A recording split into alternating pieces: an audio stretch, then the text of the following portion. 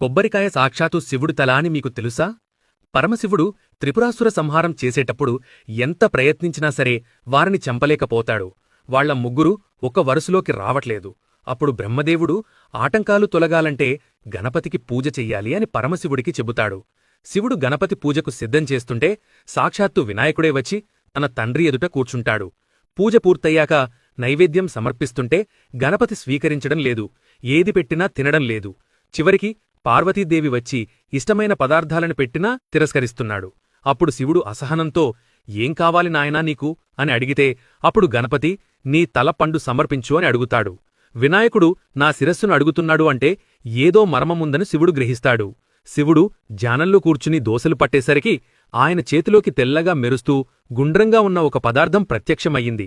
పరమేశ్వరుడికి ఉన్న 3 కన్నులాగా ఆ పదార్థంపై 3 కన్లు ఏర్పడ్డాయి.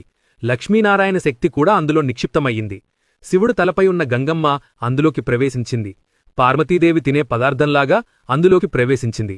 అప్పుడు ఆ పవిత్ర పదార్థాన్ని గణపతి స్వీకరిస్తాడు. ఇక గణపతి అది తిని ఇప్పటినుండి ఈ పండుని శ్రీఫలమని పిలుస్తారు అని వరమిచ్చాడు. అందువల్ల అప్పటినుండి కొబ్బరికాయ లేకుండా చిన్న పూజ కూడా జరగటంలేదు. వీడియో మీకు నచ్చినట్టయితే ఓం నమః శివాయ అని కామెంట్ చేయండి.